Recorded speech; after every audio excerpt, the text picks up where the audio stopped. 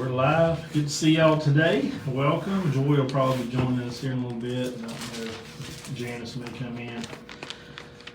But we're getting down to it here in our lessons. We're going to be covering chapter 18 and 19. Just looking ahead, get y'all's feedback a little bit. The book of John has 21 chapters in it.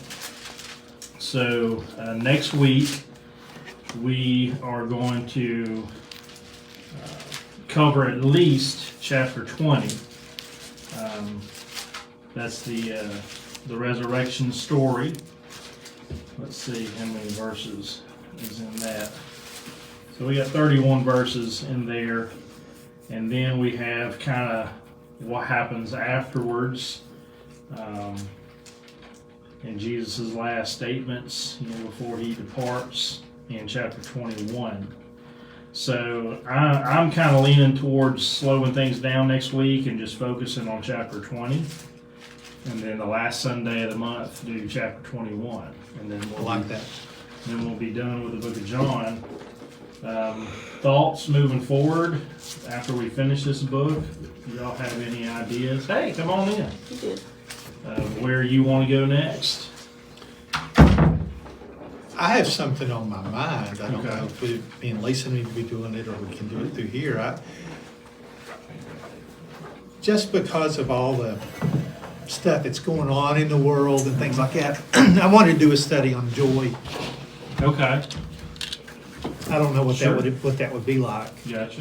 but yeah, I think we need it. People are getting depressed. They are. And sad, and I guess spring helps a little Right. bit, but Yeah. you gotta find But it's your pretty joy intense where- out there. It really is. It is. It is. Even at work and school, we see a lot of crazy stuff being pushed and allowed, permitted. Yeah, It does get a little depressing. People are angry, yeah. Oh yeah, and that's been building for a few years really. a good 20 Well, that too. to Yeah. 25 years. It's just gradually, and it's almost But the like last it's 2 come years to, have been hyperdrive. Yeah, well, I was With the to summer of say, 2020, with all the chaos around the country, it's just. And the road and then the rage. pandemic. Yeah, the road rage is my unbelievable. God. Mhm. Yeah. And the pandemic, it's Yeah. almost like it brought it to a head. Yeah, absolutely. And we actually experienced that on vacation. Hmm. We've always had a good experience in Hilton Head on vacation, but people were just so mean. Really? And so, Wow. yeah, places you went to eat, going to the beach, Mm. it was like everybody Where'd thought y'all they were go? deserving and we weren't. We went to Hilton Head. Yep, yeah, that's right. Yeah. Wow. We'd Yeah. never experienced that before, and we've gone there years, Right. and it was Yeah. just a shock. Well, it's I don't know. I think a lot of people just are losing sight of God and Jesus. I've been dealing with a lot of stuff online with Twitter wars amongst atheists and all that sort of stuff. Somehow that got stirred back up about a week or two ago. But yeah, people are just angry and they're just unsettled. So that's a good idea. We'll be praying about that and see where we want to go. We'll start something new May 1st. Actually, it'll be, I'll just spring this on you until I say it. I'm going to be gone that Sunday. I've got a robotics competition. Are you going to be here? As far as I know. May 1st, yeah. Joel's not, Okay.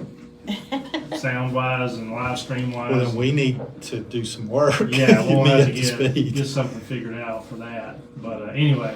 it'll How be- many people do we have doing that? I don't mean Just to two. interrupt. Just two? Yeah. And I don't do the video, so Yeah. I need It's to. really just one, Yeah. but we'll get that figured Greg's out. just a backup. Yeah.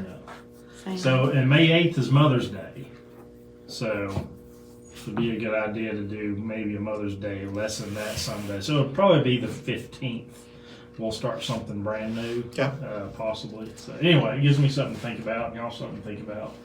And we got a couple of weeks. But we're going to be, oh, by the way, your jeans are over there. We're going to be in 18 and 19 today, so we'll go ahead and get rolling here. Again, storyline wise, we are In the evening part, we would consider it Thursday night, but it's technically the evening part of Friday for the Jews. And we are somewhere between probably 8-9 p.m. and midnight-ish, maybe earlier, later on into the morning, maybe 1 or 2 time frame wise, because we know he's taken into custody here in chapter 18. We went through chapter 17 where he's what I kind of call the true Lord's Prayer, where he's praying for the world, praying for his disciples, he's praying for us, the people who will eventually believe. Verse number 20 there in chapter 17, he says, neither I pray for these alone, meaning the people immediately there, but for them also, which shall believe on me through their word or their work, which is still ongoing. Even to 2022, people are still believing as a result of the work done by the early disciples. So he prays these prayers, basically asking God to be with us. And I certainly, it's a sobering thought to know that Jesus was praying for us. I do believe he has the supernatural ability to look down through the portals of time and know each and every person who will ever believe in him. And I think we literally were on his mind in that moment. I find comfort in that, and knowing that he was praying to God the Father for us. It's pretty neat. There's a wonderful song for Easter. It's when he was on the cross, I was on his mind. Yes, I love that The song. Tabernacle Choir, they do a great job. That's a beautiful song. I love that one too. So here we are. He's in the Garden of Gethsemane. It's evening, we know, based on verse 3 of chapter 18. They come with lanterns and torches. So it is nighttime, and they have come bringing their own light source. That's how we know it's very dark as they're entering into the Garden of Eden. So, not the Garden of Eden, Garden of Gethsemane. And of course, we know based on the storyline that the reason they know where Jesus is Judas. As Jesus said to him at the Last Supper, what you do quickly. So he departed and left. The other disciples were not totally aware of what was going on, but he basically went to get the guards. And they're on their way back, and now they've arrived here in just the first few verses to where Jesus is as he has been praying here in the garden. So it says in chapter 18, verse 1, it says, when Jesus had spoken these words, he went forth with his disciples over the brook Cedron, where was a garden, into the which he entered, and his disciples. And Judas also, which betrayed him, knew the place, for Jesus oftentimes resorted there with his disciples. So this was a common place for Jesus. The disciples knew it well. Judas knew it, so he knew most likely where he would be. Judas then, having received a band of men and officers from the chief priests and Pharisees, so we know who was behind this, came with lanterns and torches and weapons. Jesus, therefore, knowing all things that should come upon him, went forth and said, who do you seek? Now, he knew why they were there, but he always asks us questions to get us to think about what's going on. Why are we here? Why are we doing this?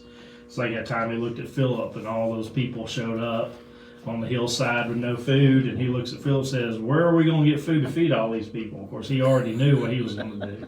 He does that just to kind of check us a little bit and see if we're in the right place mentally. So he asked them, whom seek ye? And they answered, Jesus of Nazareth. Jesus said to them, I am he. And Judas also, which betrayed him, stood with them. I couldn't imagine that moment. Jesus staring at Judas and Judas staring back at Jesus after all that Jesus has witnessed in the last 3 years. It's scary what the devil can make you do, even in the presence of God. That's right. Yeah, you're exactly right on that. We have to be very aware and alert. But here he was, standing there looking at Jesus. And we don't get the story of the kiss through here, but the other gospel accounts do tell us that he went up and he told the guards, the one whom I kiss is the one you're going to take. So we read into this based on the other gospel accounts that this occurred. It says, they answered, Jesus of Nazareth. Jesus said unto them, I am he, and Judas also, which betrayed him, stood with him. And as soon as he had said unto them, I am he, they went backwards and fell to the ground. I love that. Powerful moment there. Yeah. And he asked them again, whom seek ye? And they said, Jesus of Nazareth. Jesus answered, I have told you that I am he. If therefore you seek me, let these go their way. So why do you think that occurred? That they fell to the ground. Yeah, they asked him again. He confirmed again that He was letting them know who was in absolute control. Absolutely, and he was making sure, because they could have gotten up and start trying to kill everybody. right. And he was in control, let them go. Right. And he did. Showing authority in that moment. That's a good explanation of that. So that these the saying might be fulfilled which he has spoke, of them which thou gavest me have I lost none. Of course, he prayed that in the prayer. He said that before. He's telling the guards, they have nothing to do with this. I'm the one you're looking for. Take me, leave the rest alone. And then Simon, bullheaded Simon, as he's always been quite rambunctious, quite outspoken, he starts taking actions here. It says, then Simon Peter, having a sword, drew it and smote the high priest's servant and cut off his right ear. The servant's name was Malchus. I like how we're given his name. Then Jesus says to Peter, put up thy sword into thy sheath. The cup which my Father has given me, shall I not drink? So Jesus is determined this is what has to happen. And he's been telling them this is what has to happen. And they've fought it along the way, even to this moment. Peter said, I'll die for you. And that's when he said, will you?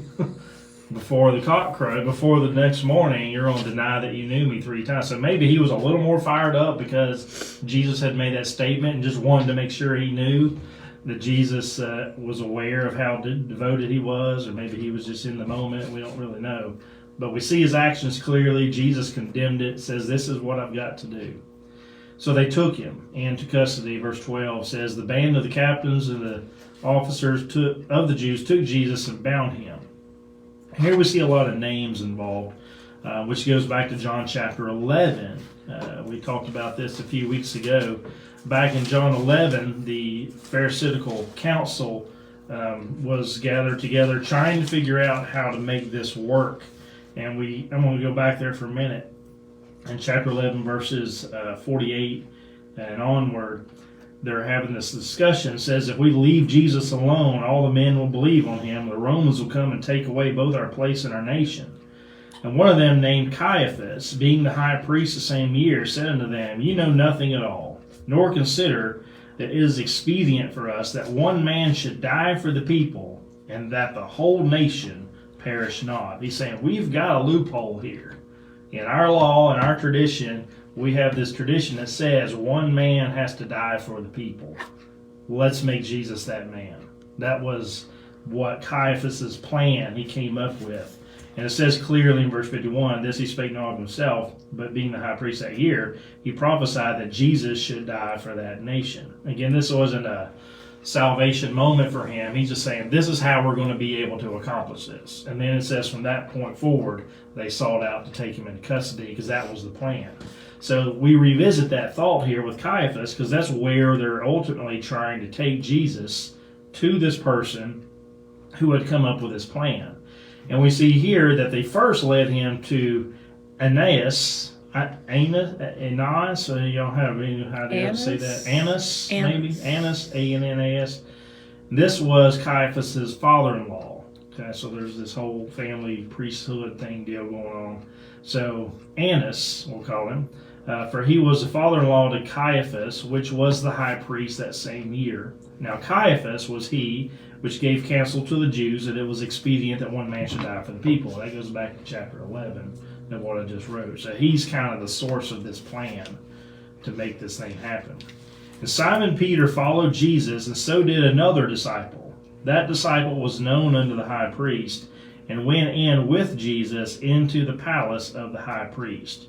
But Peter stood at the door without, and went out that other disciple, which was known unto the high priest, and spake unto her that kept the door, and brought in Peter. So who was that other disciple? Probably John. Most likely John. That's what my study notes tell us. And John often does that. He refers to himself as the disciple whom Jesus loved, that other disciple. He's done this a few times through the writings. So John had gone in. He came and had a conversation with a woman, it says here, that was the doorkeeper in this case, and had her allow Peter to come in to the place. So then saith the damsel that kept the door unto Peter, Art not thou also one of this man's disciples? Here we go with the denials. This is the first. He said, I am not. Right there, he says, no, I'm not one of them. And the servants and officers stood there, who had made a fire of coals, for it was cold, and they warmed themselves, and Peter stood with them, warmed themselves, and Peter stood with them and warmed himself. The high priest then, asked Jesus of his disciples and of his doctrine. Jesus answered, I love how he answers all that. He does this with Pilate as well. I spake openly to the world. I ever taught in the synagogue and in the temple, where the Jews always resort, and in secret have I said nothing. Why do you ask me? Ask them which heard me, what I have said unto them. Behold, they know what I have said. Which is why he's there.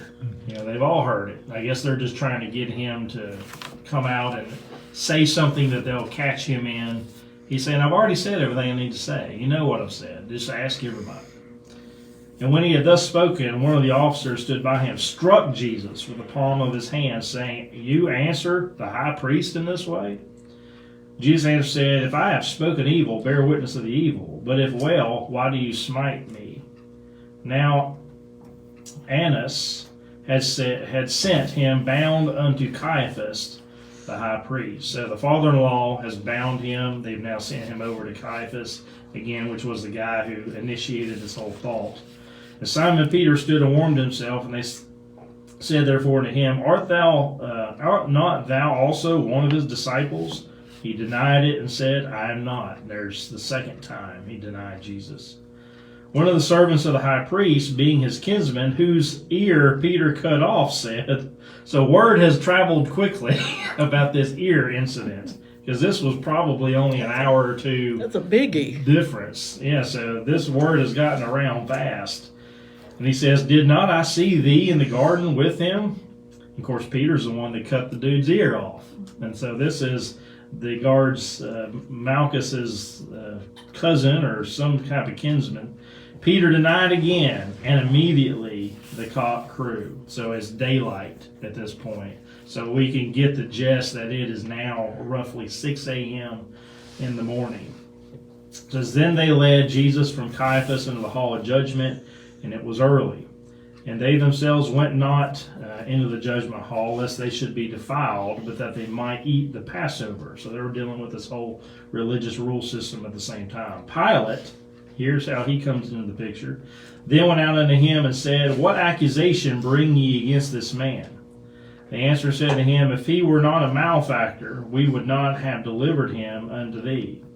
Then said Pilate unto them, Take ye him and judge him according to your law. The Jews therefore said, It is not lawful for us to put any man to death. So they're pushing this on a more political level to the government, because they were not allowed to execute people, but the Romans were. So that's why they've got the Romans involved.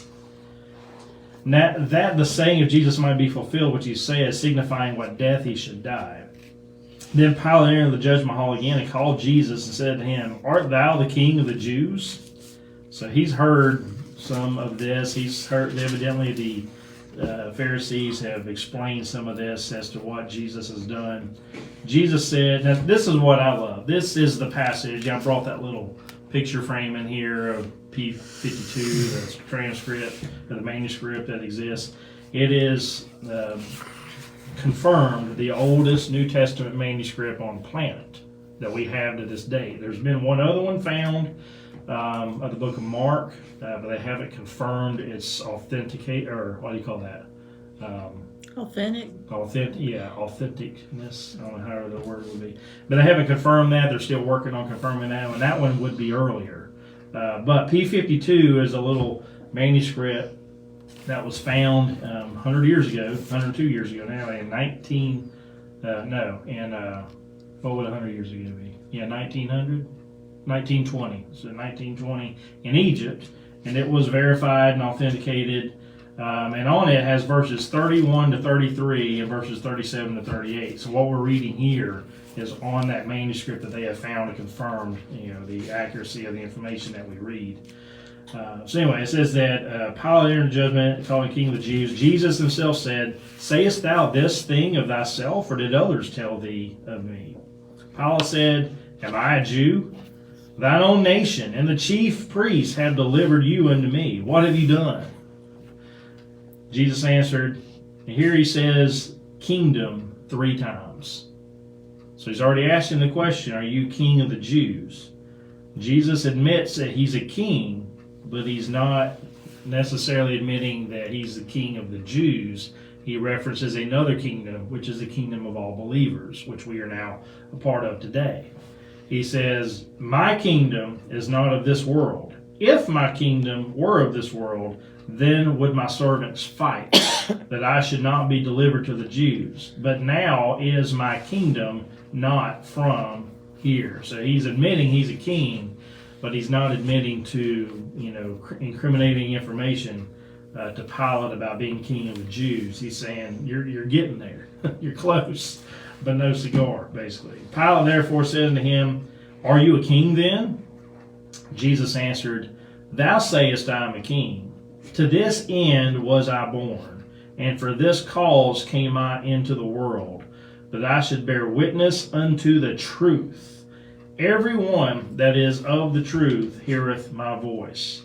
And this is one of the most impactful questions of the entire Bible, in my opinion. Pilate said unto him, as he's staring at truth dead in the face, he says, "What is truth?" And he goes into this deep, philosophical thought pattern here. What is truth? And when he had said this, he went out again unto the Jews and said, "I find no fault in him at all." I mean, here it is, the military and political leader of that part of the world saying, I can't find anything wrong with this guy. I find no fault in him at all.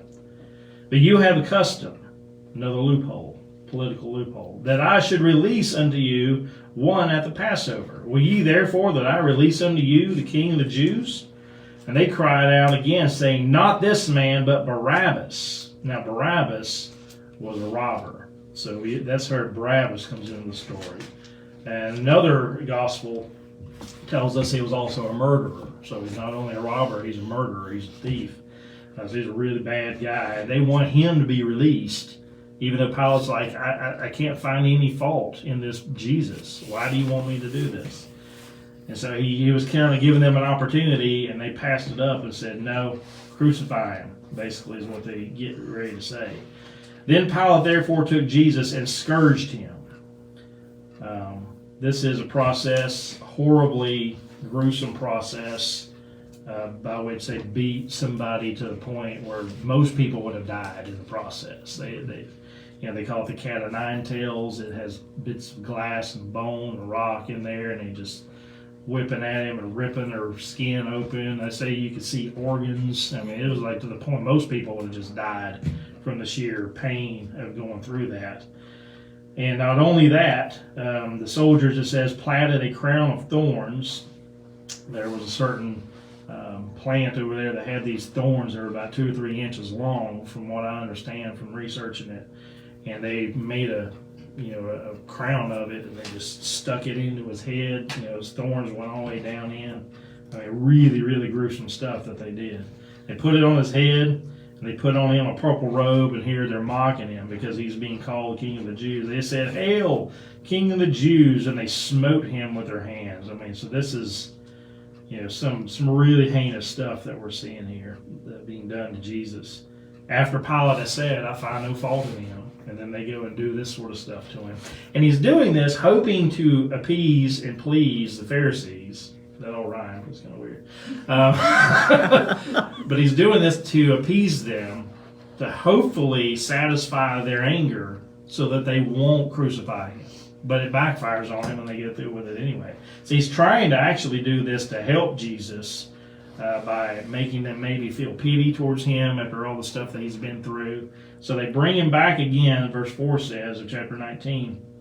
It says, then, behold, I bring him forth to you, that you may know that I find no fault in him. Says it again right there. Then came Jesus forth, wearing the crown of thorns and the purple robe.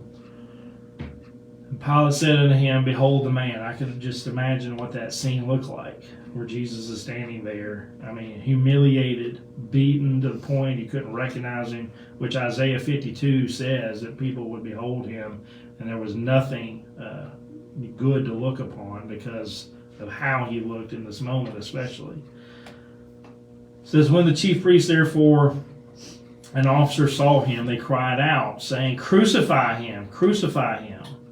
Pilate said unto them, take ye him and crucify him, for I find no fault in him. It's the third time he says, I find no fault in him. The Jews answered, we have a law, and by our law he ought to die, because, and here's the reason, he made himself the Son of God. Well, he was the Son of God. He said that very plainly all throughout. He's not lied about it. He is the Son of God. Of course, in fact, he is God himself in the flesh as Jesus Christ. And they see this as completely wrong.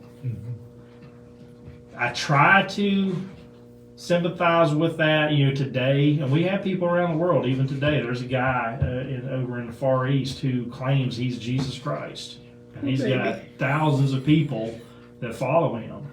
And they worship him as Jesus. I mean, there's still to this day in 2022, there's people, of course, Jesus says that in Matthew 24, people will come to me and say that they are the Christ, believe them not. We've had Jim Jones, we've had David Koresh, we've had all kinds of people come and say that they're Jesus. But I, trying to understand where the Pharisees are coming from, we look at those people today that claim they're Jesus, and how do we feel about them? They're crazy. There's no way. Right. And that's the way the Pharisees looked at Jesus in their day, because this event hadn't unfolded yet. Now, we can look back to this event and say, no, that was Jesus Christ. He died and rose again. All these other people coming now along the way, we know that's not Jesus. Well, they felt the same way about Jesus.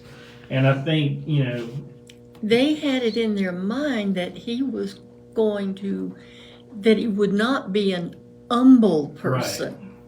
That he would not be preaching to the mass about turning the other cheek. And, right. And they had a certain picture of who he ought to be. Exactly. And he did not fit that picture. Yeah, he was nothing like what they thought he was going to be. So it's comforting in a way to know that, they felt the same about him the way we feel about current day people who call themselves Jesus. And Jesus had sympathy on them. I mean, he looked at them and said, Father, forgive them, for they know not what they do. I mean, he was truly, on their side, and he knew this had to happen, so he was allowing these things to happen so that he could die for their sins, and hopefully they would see after he resurrected, oh, this guy really was Jesus. And we see that later in the book of Acts, where their hearts were pricked and all these sorts of things. But anyway, here's Jesus. They say, behold the man. They yell out, crucify him. He says, I find no fault in him at all. They said, well, he's made himself to be the Son of God, and according to that, he must die.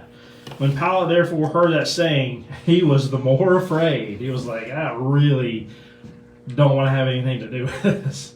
And again, in another gospel account, we get the story where his wife had come to him and said, I've had some dreams about this guy. You need to stay out of this. And that's what he was trying to do the best he could by repeatedly say, I find no fault in him at all. He now sees where they've claimed that he's made himself the Son of God. Now he's really starting to be afraid. I mean, he's fearful on some kind of level of God, which is kind of a good sentiment there. We don't know ultimately what happened to his decision about Christ, but It says, went in again to the judgment hall, said unto Jesus, whence art thou? That means, where have you come from? And tell me a little more about your backstory. So Pilate's still, not completely releasing him to them at this point. It says, but Jesus gave him no answer. Then Pilate said unto him, speakest thou not unto me? Do you not know that I have the power to crucify thee, and I also have the power to release thee?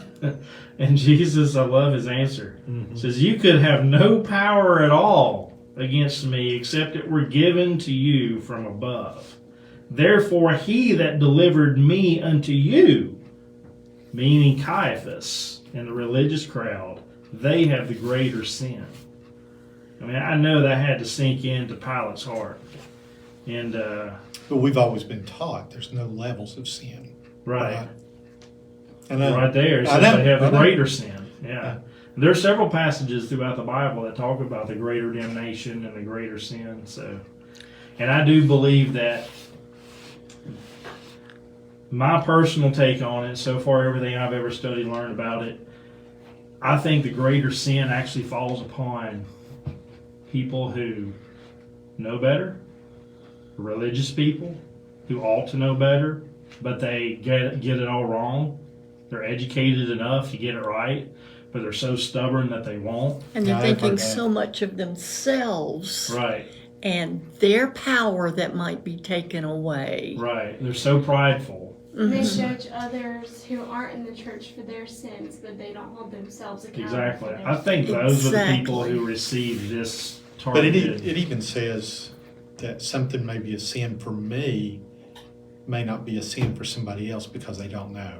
Because they're not aware. Right. Right. And I've always understood sin to be, it's not about the action, it's about the attitude behind the action. Eating fruit's not sin. Right. But the fact that Jesus or God told them not to eat of it, they disobeyed. Right. The attitude behind it is, well, I don't care what you said, I'm going to do it anyway. So yeah, that ties into kind of what you're saying there. But that is a big statement, and that's kind of revealing of the greater sin. It says, and from henceforth Pilate sought to release him. So he's like, I've got to let this guy go. This is not going to be on me. But the Jews cried out, saying, here's where this is a low blow, as they say. The Jews cried out, if you let this man go, you are not Caesar's friend. Well, who was Pilate working for? Caesar. It says, whosoever maketh himself a king speaketh against Caesar. So they're just going to a political, they're basically, this is the early version of cancel culture. They're like, if you let this guy go, we're going to throw you under the bus and we're going to get you fired and probably killed because you are going against the person that you're working for. I mean, that's what cancel culture does in this day and time. So we've seen this for 2,000 years. It's been around. When Pilate therefore heard that saying, he sat there like, well, they've got me. I've got to do something here. What am I going to do? He brought Jesus forth, sat him in the judgment seat in a place that is called the pavement, within the Hebrew, Gabbatha. And it was the preparation of the Passover.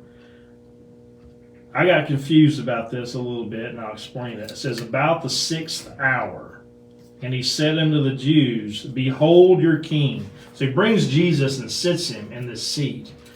I mentioned I've been to Rome and saw this staircase where they were at the top of. They relocated it to St. John's Basilica, the Apostle John that they believe to be a Saint John. And they relocated these actual stairs where he was standing at the top of there in a cathedral. And we went up the stairs. It's pretty amazing. They've covered the stairs to protect it from being worn out over the years, but they've left little plexiglass pieces where you can see through different points that they claim are the blood stains of Christ as they walked him up there. And you can actually look down in there and see that. Wow. But that is still there today, and we can go visit, and that's kind of where this is occurring. He sits him down above at the top of these stairs to show all the people, here's your king. Now, what I want to address is this thing that says the 6th hour. So, the way the Jews, again, do their day system is 6 p.m. is the start of their day. So a lot of people, and a lot of atheists, they love to point out, oh, there's an error in the Bible, because this says it's midnight. Because at 6 To p.m., them it was. 6 hours later would have been midnight. But he's speaking of Pilate's context, who was a Roman, not a Jew. So the Roman days began, as our days still do, at midnight.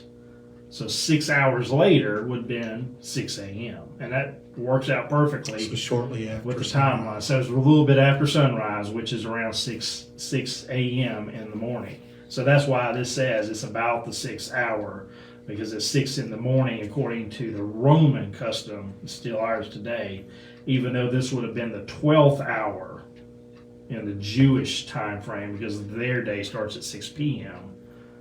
6 a.m. would be 12 hours later. But just to kind of clarify why it says the 6th hour and not the 12th, is because he's speaking of Roman time frame here in this context. All the rest of the Gospels, if you read it, it speaks of Jewish context. And this are speaking of Roman context, just to kind of explain the difference there. But they cried out, away with him, crucify him. Pilate said unto them, shall I crucify your king? I mean, he's really giving them a lot of opportunity to back out of this. And they just refuse. The chief priests answered, we have no king but Caesar. Here they go back to that. They should have said we have no king but God. But they're even playing a political move here and saying, we have no king but Caesar. Then delivered he him therefore unto them to be crucified. And they took Jesus and led him away. Now here's the story of the crucifixion. It says, he bearing his cross went forth to a place called the place of a skull, which is called in the Hebrew Golgotha.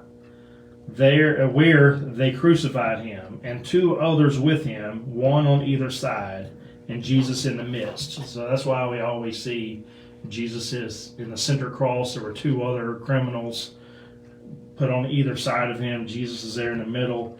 Pilate wrote a title and put it on the cross in the writing, and he did this in several languages. We'll read here in a second. Jesus of Nazareth, the King of the Jews. And what this is about is they would write the offense for which they were dying for and publicly post it above their head so that people could read it and say, okay, that's why they're dying. I don't want to do that. Otherwise, I'm going to be the next person up there on that cross. And the only thing he could come up with is Jesus of Nazareth, the King of the Jews. That's the only thing that they could, accuse But you him notice of what's being. missing. He did not put up there, he said. Right, and that's what the Jews get all bent out of shape about. And this title, it said, read many of the Jews, for the place where Jesus was crucified was nigh unto the city. That was written in Hebrew, in Greek, and in Latin. He wanted to make sure everybody could read this. Then said the chief priests of the Jews, write not the King of the Jews, but that he said, I am King of the Jews. And Pilate answered, what I have written, I have written. Because I do believe that he had a deeper context of Jesus' truth as he had that conversation. He's like, well, this is, I think this is a legit. He's the King of the Jews, even though they don't like it. So I'm going to write, he's the King of the Jews. Then the soldiers, when they had crucified Jesus, took his garments and made 4 parts, one to every soldier a part, and also his coat. Now his coat was without seam, woven from the top throughout. I don't know how that works. I'm not a seamstress, but that seems pretty impressive that there were no seams in the garment at all. And they said, therefore, among themselves, let us not rend it, but cast lots for it. This is a fulfillment of Old Testament prophecy, Psalm 22:18, actually, of whom it says, but cast lots for it, whose it shall be, and that the scripture might be fulfilled, which saith, they parted my raiment among them, and for my vesture they did cast lots. Again, that's Psalm 22:18, written by David, I believe. These things, therefore, the soldiers did. Now there stood by the cross. So here we kind of know who was there at the cross. Now here stood by the cross of Jesus his mother's sister, Mary, the wife of Cleophas, and Mary Magdalene. When Jesus therefore saw his mother and the disciple standing by, whom he loved, again we know that to be the Apostle John, he said unto his mother, Woman, behold thy son. and said to the disciple, Behold thy mother. And from that hour that disciple took her unto his own home. So we see a transfer of care being given to John the apostle. After this, Jesus, knowing all things were now accomplished, that the scripture might be fulfilled. Again, this goes back to Psalm 69:21. He says, I thirst. Now there was set a vessel full of vinegar, and they filled the sponge with vinegar and put it on hyssop, and they put it to his mouth. When Jesus therefore had received the vinegar, he said, It is finished. And of course, this goes back to the prayer in the garden where he said, I have finished the work you've sent me to do. I've told them everything they need to know. The only thing I have left is to die for these people. And there, he accomplished everything that needs to be accomplished for a person to be saved. They only, as he told to Nicodemus, need to look upon he who was lifted up on the pole in faith and receive that as the atonement for their sin. That's all you have to do to get saved. And he is saying, it is finished. And he bowed his head and gave up the ghost. That's the last thing that he did. As he admitted, he confessed, this is it, I've accomplished it all, and then he died. Therefore the Jews, because it was the preparation that the body should not remain on the cross on the Sabbath, and here again is how we know for sure this is Friday night, because it's about to become Saturday. To the Jews, Saturday is the Sabbath. So we need to understand that. So again, we get the timeline based on these details in the text. So it's almost getting ready to be 6 p.m. Friday evening, which becomes Saturday to the Jews, which would be their Sabbath. So that's how we know this was done on Friday. So for that Sabbath day was a high day. Besought Pilate that they break their legs, or their legs might be broken, that they might be taken away. So the process, most people, when they were crucified, they stayed up there for sometimes days, like 5 to 7 days before they died. And they were nailed. Sometimes they were just tied, but they have found historical evidence that nails were used in some cases, which was the case in Jesus' situation. And in order for them to breathe, they had to be able to push up to get enough room to get air into their lungs. So what they would do when they wanted them to die more quickly is they would break their legs so they couldn't push themselves up to get any air. Then they would just suffocate, basically hanging there on the cross. So they went to do this, and they broke the legs of the other two because they were still alive. Not sure that they were nailed. They might have just been tied up, but they had nailed Jesus, we know, based on other accounts. So they go out to break their legs. As they came to then came the soldiers to break the legs of the first and of the other, which was crucified with him. But when they came to Jesus, they saw that he was dead already, and brake not his legs. This is a fulfillment of 3 Old Testament passages of Psalm 34:20, Exodus 12:46, and Numbers 9:12. All speak of the Passover lamb not having any broken bones. So the Psalm reference is talking about the Messiah coming, which was Jesus. The Exodus and Numbers references are talking about the Old Testament lambs, that they had to be perfect, no bone could be broken, no blemish could be found. Of course, Jesus had no blemishes in that he was sinless. He also fulfilled that Old Testament requirement of his bones not being broken. And this is a fulfillment of that. But one of the soldiers with a spear pierced his side with forth, and came there out blood and water, which was a medical evidence that he was dead. And he that saw it bare record, and said, and his record is true, and he knoweth that he saith is true, that ye might believe. For these things were done, that the scripture should be fulfilled, a bone of him should not be broken. Again, goes back to those passages I just talked about. And again, another scripture saith, they shall look on him whom they have pierced. To finish out the chapter, we got a couple of minutes left. It says, and after this, here's where Nicodemus comes back into the picture. This is how we know that he was a believer. He had come to faith in Christ at some point through this process. We saw where he stood up for Jesus there in a council, saying, how can we say things about him when we don't really know what we're talking about? And then that's when they all kind of came to a grinding halt. It says they all went to their own house That was earlier on in the book of John. But here he shows back up with Joseph. And we know that Joseph was a rich person. This is also a fulfillment of the Old Testament scriptures, that he would be placed in a rich man's tomb, basically is what it says. It says, after this, Joseph of Arimathea, being a disciple of Jesus, but secretly for fear of the Jews, besought Pilate that he might take away the body of Jesus. So, again, Pilate's pondering all this. I promise you, he's agonizing over this decision that has been made. He probably did till he died. I'm sure he did. I'm sure he did. Which gives me a little bit of hope that maybe his heart was softened to it. I don't know. But they went to Pilate. Pilate let them have him. He says he came therefore and took the body of Jesus. And therefore also there came also Nicodemus, which at the first came to Jesus by night. So he's going back to John chapter 3, talking about that discussion. And brought a mixture of myrrh and aloes, about 100-pound weight. It's 100 pounds of this stuff. Now, what was one of the things that the wise men gave to Jesus at his birth? Myrrh.